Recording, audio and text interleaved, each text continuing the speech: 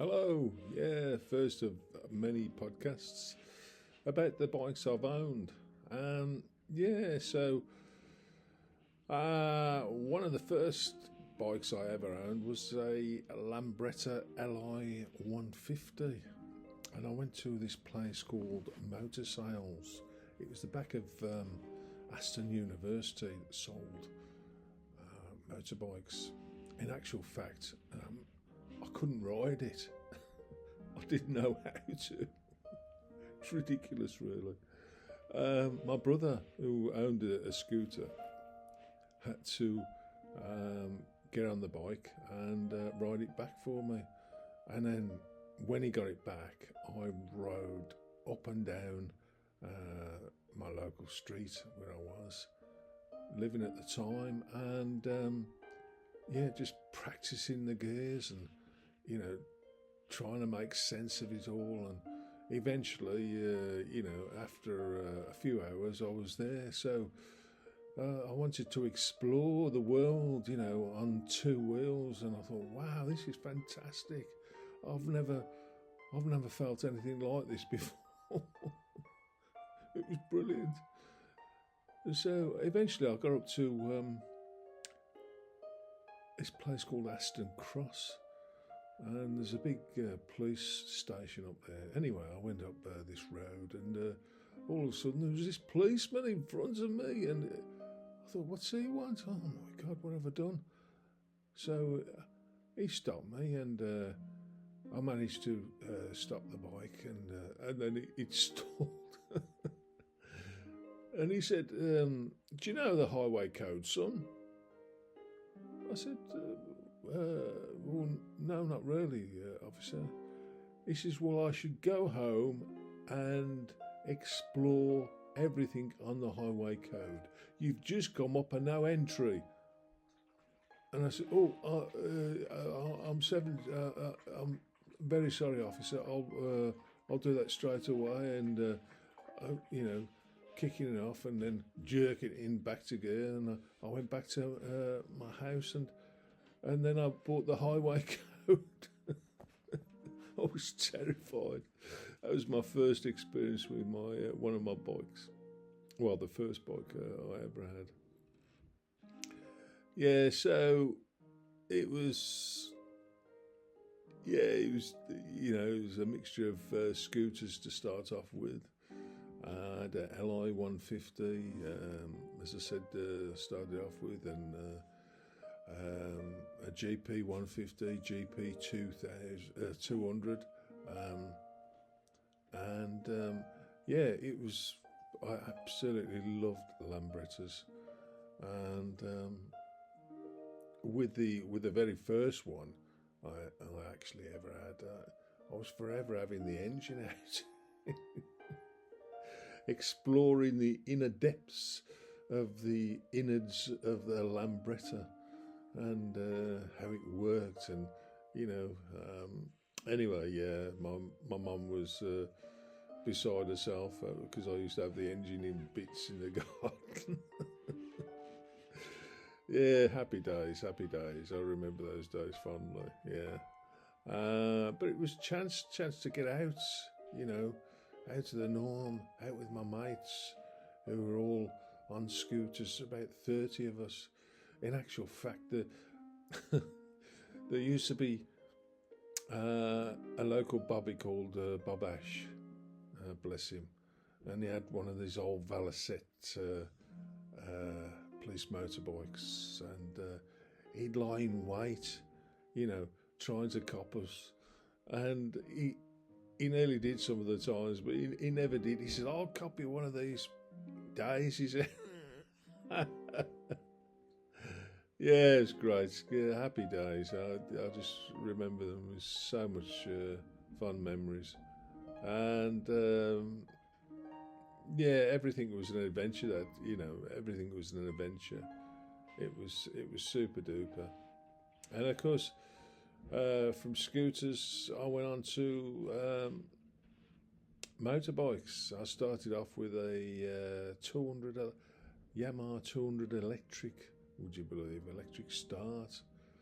I felt naked without a kickstart. I can't remember whether it had a kickstart or not. Perhaps somebody could tell me about that, but I just can't remember whether it had electric start and a kickstart.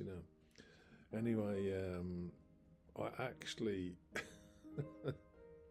I actually blew the engine on that because I just couldn't go the speed limit. I used to go 80 and 90 everywhere.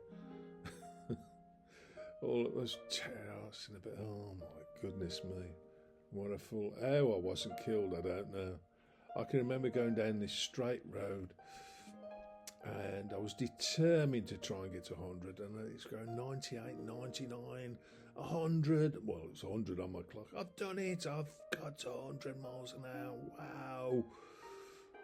And I looked at this. What was it, Rolls Royce, believe it or not. I was passing and they looked at me with terror, with no helmet on. My hair was blowing in the wind. That was when I had hair then, but yeah, fun memories. I just don't know how I wasn't killed. Oh dear.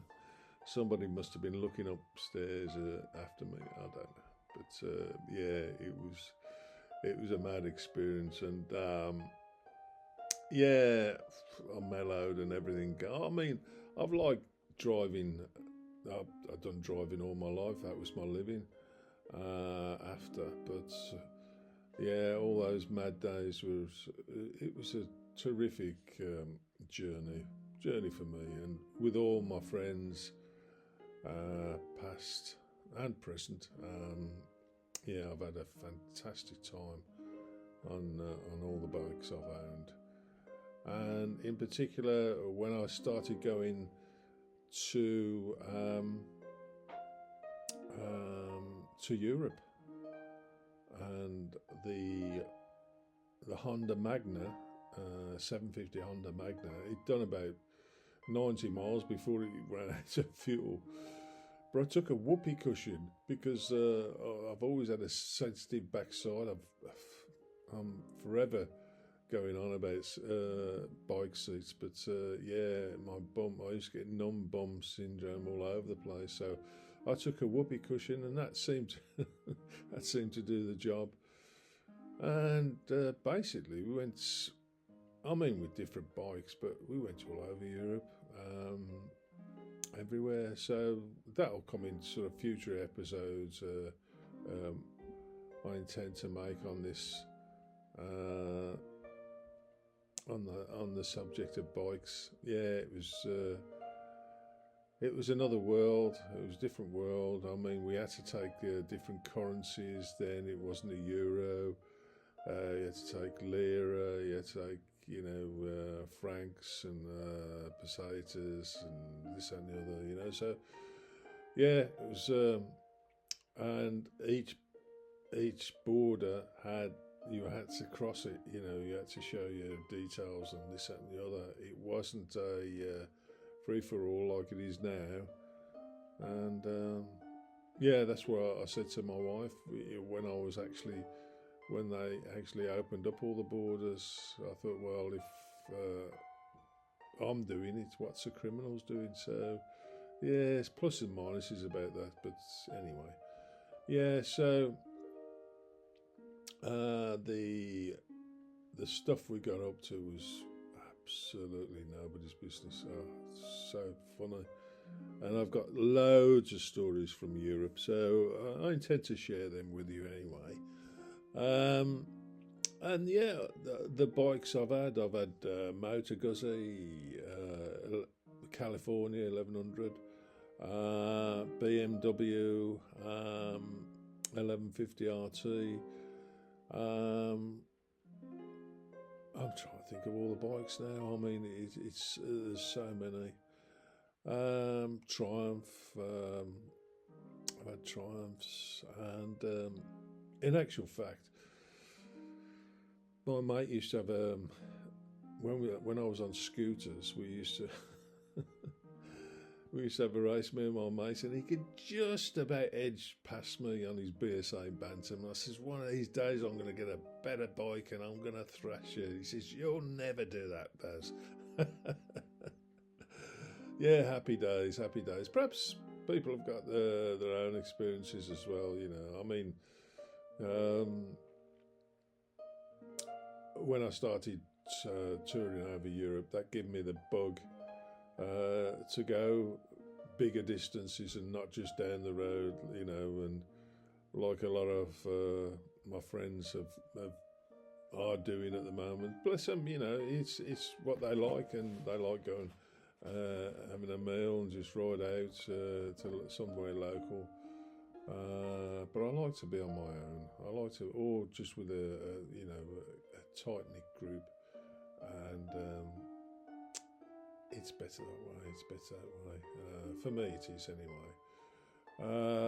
So, I mean, once a year I go up to Scotland, specifically to see my mum.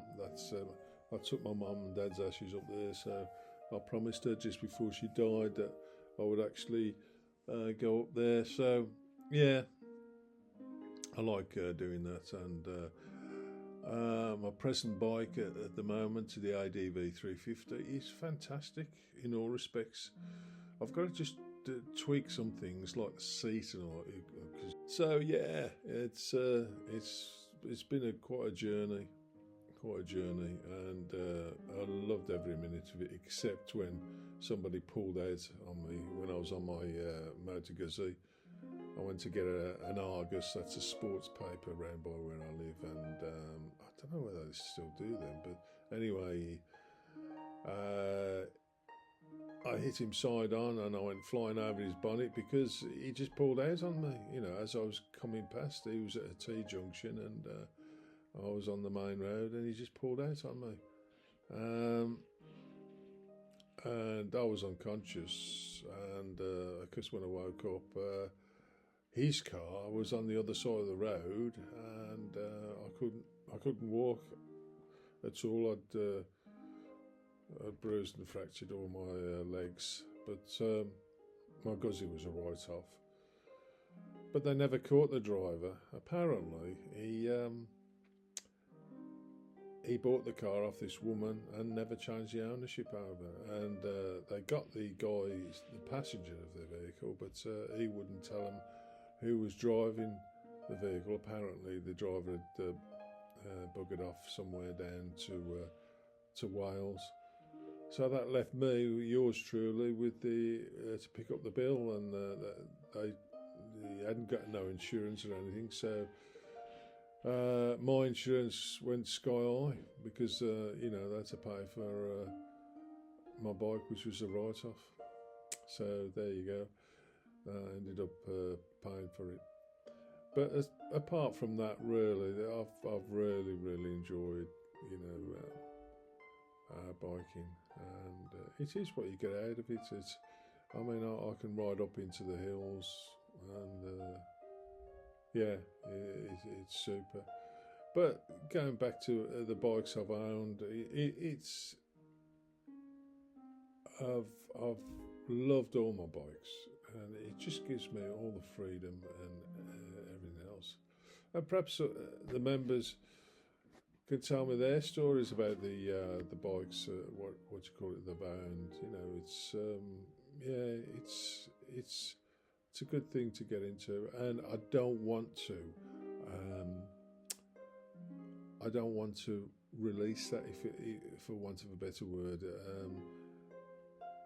because I've still got that sense of freedom that it gives me, but I've had to tone down the bikes, like many of the older generation have who own bikes, i.e. the weight and everything else, because I said in one of my videos, you don't get any stronger when you get older, you get weaker. So my bike has had to go down in size and down in weight in order for me to accommodate to ride it, sort of thing. So anyway, that's the first test video. I'm sorry it's been so long, but I've made it available to everybody, so just give you a taste of what's to come anyway. Okay, thanks very much for listening, and hopefully we'll catch up with you soon. Take care, everybody, and ride safely.